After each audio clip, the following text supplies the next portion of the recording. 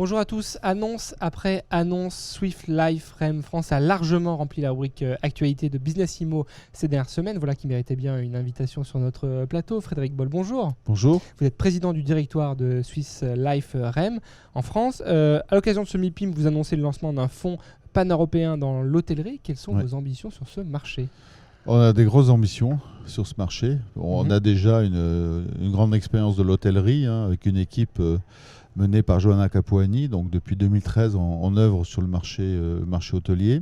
On a fait plusieurs opérations. Récemment, en 2018, on a fait des campings. Alors c'est une forme d'hôtellerie de plein air, mais c'est quand même de l'hôtellerie. Ça rentre dans le cadre de l'hôtellerie. On est la France en fait et Paris. On a l'expertise pour le groupe, donc on est centre de compétences pour le groupe sur l'hôtellerie. Et donc là, on a décidé au niveau du groupe de lancer un fonds pan-européen sur des hôtels 3-4 étoiles un peu partout en Europe. Alors, ça peut inclure le UK, même si aujourd'hui, ce n'est pas d'actualité. Donc, je n'aborderai pas cette actualité. Mais en revanche, effectivement, sur l'Allemagne, sur l'Espagne, l'Italie, le Portugal, la France. Et on a déjà acquis 2 actifs à Lisbonne, 2 hôtels à Lisbonne. On a démarré par Lisbonne, vous voyez. Et là, on va acquérir 2 actifs en Allemagne. Donc, une feuille de route qui est déjà assez claire ou il y aura aussi des opportunités c'est une feuille de route claire, puisque, encore une fois, on est sur l'hôtellerie 3-4 étoiles. On a mis un mixte qui soit à la fois business et tourisme. Donc, ce qui sera le cas notamment sur les pays que j'ai mentionnés. L'Allemagne est un peu plus business que tourisme, mais l'Espagne sera peut-être un peu plus tourisme que business. Mais globalement, c'est ça qu'on cherche dans les villes sur lesquelles on souhaite investir. Et on vise 1 milliard d'euros d'actifs sous gestion d'ici 3 ans. Très bien. Il y a eu d'autres deals importants récemment. L'un en bureau avec l'acquisition de 28 actifs de bureaux auprès de Terris. Et puis il y avait également du côté du logement l'acquisition du portefeuille de Vesta auprès de la SNCF. Là encore, quels critères ont guidé ces investissements, ces acquisitions ? En fait, le critère, aujourd'hui, c'est de se positionner sur des classes d'actifs qui soient à la fois résilientes, liquides, dans l'immobilier, je parle bien dans l'immobilier. Et donc, on a arbitré des actifs qui étaient, on va dire, de bureaux par exemple, qui étaient soit qui n'avaient plus de potentiel, ou qui étaient trop petits, ou qui étaient mal, on estimait. On a profité des niveaux de marché pour les sortir. En revanche, pour se repositionner à travers Terris sur de l'immobilier de bureaux parisien, parce que 80% du portefeuille est dans le QCA.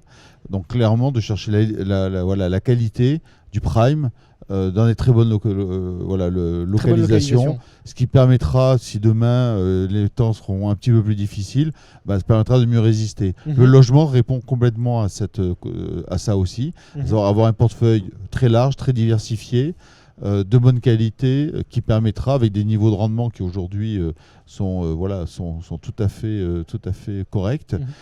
Et l'hôtellerie répond aussi à ça. C'est-à-dire que l'hôtellerie, c'est une classe d'actifs qui est à la fois liquide, alors très spécifique, certes, mais aussi aujourd'hui l'hôtellerie c'est pan-européen, c'est international, et c'est ça qu'on aime dans cette classe d'actifs là. Il y a une cohérence d'ensemble dans cette. Il y a complètement une cohérence, et en revanche on sort. Alors quand on dit résidentiel, on a fait le logement par exemple avec Vesta, mais on fait aussi dedans, on met aussi les résidences seniors et les résidences étudiantes. On est dans le résidentiel. Donc tout ça, on croit beaucoup à la résilience, à cette diversification.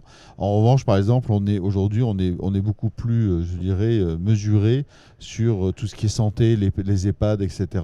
Où là, on est plutôt aujourd'hui, c'est plutôt des sujets à arbitrer qu'à développer pour nous. Alors justement, c'est vrai que de l'extérieur, on voit ces deals, on se dit que votre appétit semble sans limite. Alors est-ce qu'on peut s'attendre à d'autres annonces où vous allez déjà intégrer, gérer toutes ces acquisitions dans les prochaines semaines?